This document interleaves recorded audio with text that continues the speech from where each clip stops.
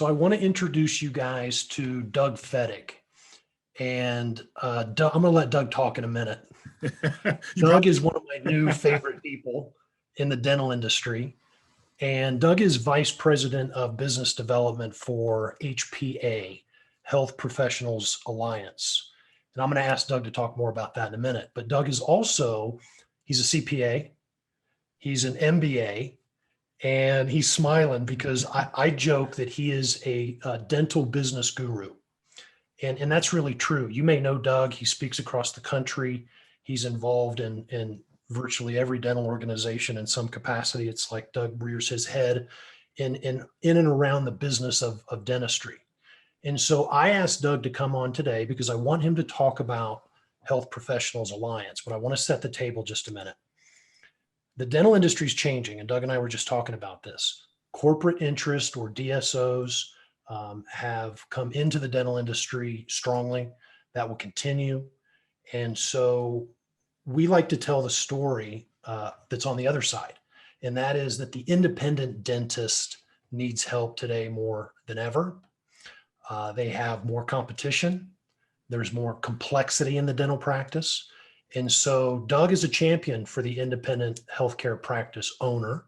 And Doug, I want you to talk a little bit about HPA and the origin of that and why that's important for the independent practice owner today, if you could.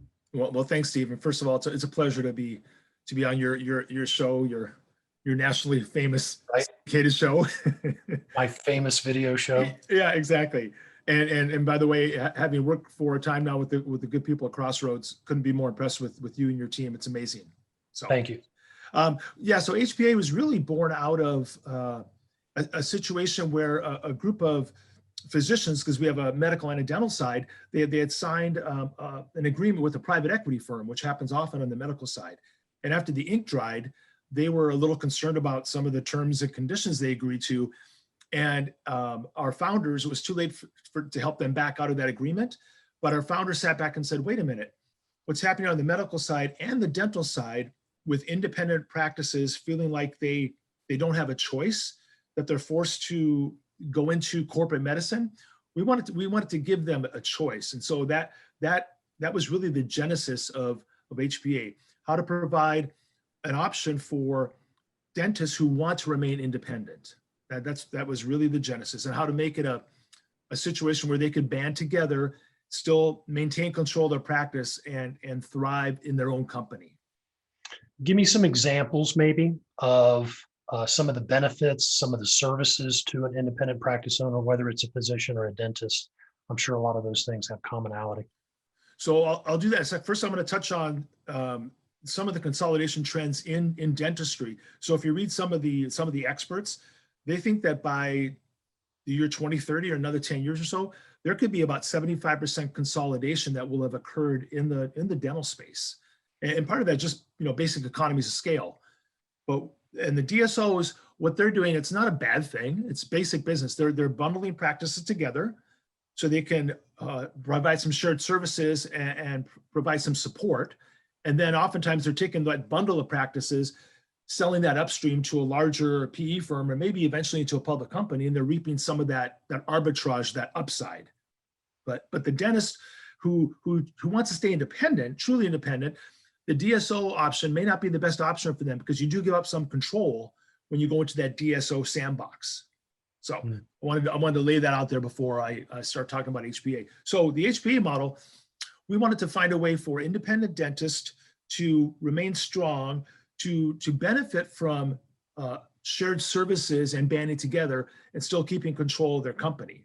So we have three basic, what I call like legs of the model. The first is that the dentist stays independent. They keep 100% control of their practice. They're not selling their practice. And sometimes we'll talk to a dentist for a couple times, and it takes a while for that to sink in, because they're so used to having somebody approach them and wanting to buy their practice. That's the opposite of what we want to do. We want to keep you independent. The second component is what we like to call like the GPO, the group purchasing organization component, or the Costco store component, where you become members of this group and you get your membership card and you go into your Costco store and you pull off goods and services and discounts on products all the way up and down your balance sheet to help you run your business better. It can be marketing, it can be CPA and financial services, it can be legal services. We're creating our own insurance company where our members will be buying insurance services. So basically our members will be buying those services from their own company. Mm-hmm. And that will help drive value because some of that revenue share will come back to the company, or in some cases we will acquire a service provider if we think it's in the best interest of our members, and then 100% of that revenue share will come back in to drive share value. That's a way to control cost, right? It's 100%. It's a way to control costs, and it's a way to benefit from shared services and economies of scale without giving up control of your practice. And a sense of community. 100%. 100% a sense of community and support. We're developing, we have periodic meetings. We're developing a portal where our members will be able to communicate with each other and have that sense of support that maybe they don't have. A lot of dentists, independent dentists, sometimes they tell me they feel like they're off on an island in a bubble. And so we're trying to pop that bubble and bring them together while they still have control.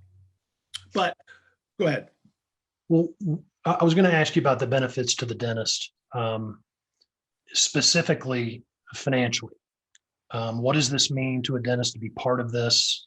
What kind of impact would it have on them in that aspect? And the second part to the question is, what's the benefit emotionally, right? I mean, you talk about a dentist being on an island by themselves, not having a specialty team around them, right, to help give them advice. So if you could comment on that a little bit, maybe the first financially, and then the second component that many people don't talk about.